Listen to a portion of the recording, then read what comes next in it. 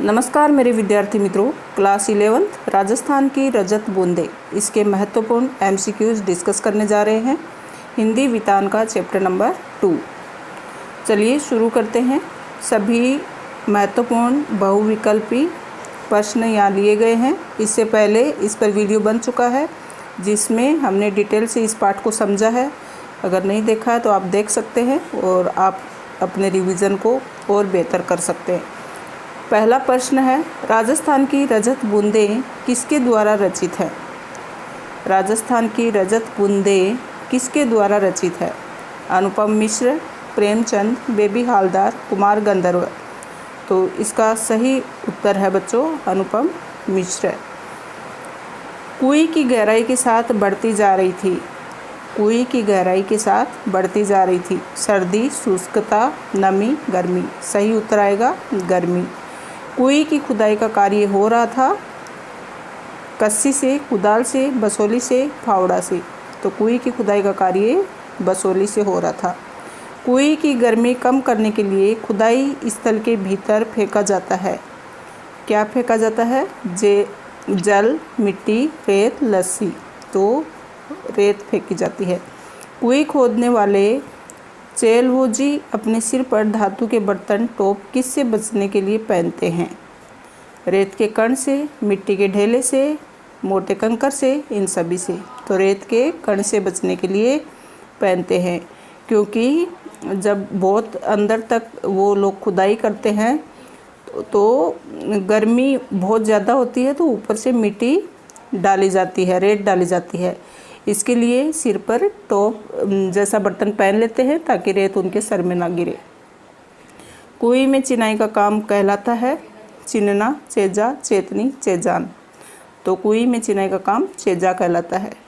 कुएं में छोटी क्या होती है? गहराई, व्यास, ऊंचाई, मोटाई। तो कुएं में व्यास है वो एकदम छोटी होती है। कुएं का जल कैसा पेचीदा मामला माना जाता है? इति इति, अथ अथ, नेति नेति, यति यति। तो कुएं का जल नेति नेति पेचीदा माना जाता है।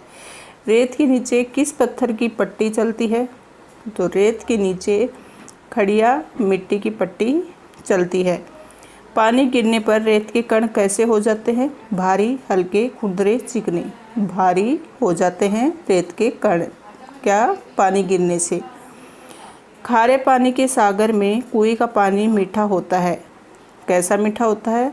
चीनी जैसा, गुड़ जैसा, शहद जैसा, अमृत जैसा। तो अमृत जैसा मीठा होता है। बरसात से मिलने वाले जल को क्या कहते हैं? बरसात से मिलने वाले जल को पालर पानी कहते हैं। कुओं से निकाला गया पानी कहलाता है कूप जल, मीठा पानी, पाताल पानी, कुआं जल। तो कुओं से निकाला गया पानी कहलाता है पाताल पानी। पालर पानी और पाताल पानी के बीच का पानी कहलाता है मीठा पानी, रेजानी पानी, रेत पानी, रेतीला पानी। तो वह कहलाता है रेजानी पानी। बहुत ही इम्पोर्टेंट प्रश्न बच्चों पूछा जा सकता है। आपको नॉलेज होना चाहिए इस बात का कि जो धरातल पर रहता है उसको पालर पानी कहते हैं, जो नीचे एकदम ज़मीन के गहराई तक जाता है उसको पाताल पानी कहते हैं, और इन दोनों के बीच का जो पानी है वो रेजानी पानी कहते हैं।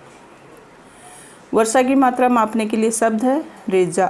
किस घास से बना रस्सा कुएं में प्रयुक्त किया जाता है? भब्बर, खींफ, सफोला, रेतिया। तो खींफ जो घास होती है उसका बनाया हुआ रस्सा कुएं में प्रयुक्त किया जाता है।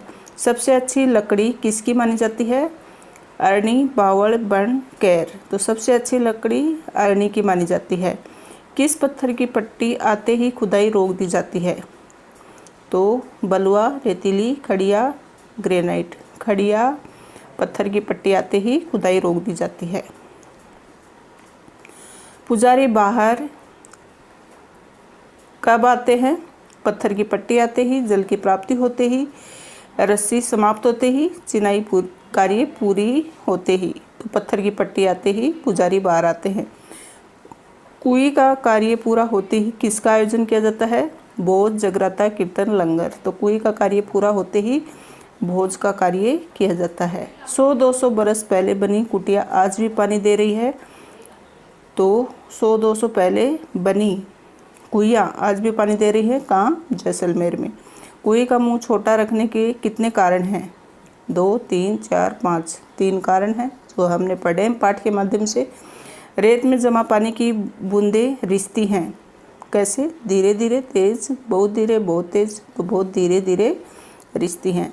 अनेक स्थानों पर जल निकालने के लिए बाल्टी की जगह क्या प्रयुक्त किया जाता है? मस्क, डोल, चईस, चड़स, घड़ा। तो अनेक स्थानों पर जल निकालने के लिए बाल्टी की जगह चड़स का प्रयोग किया जाता है।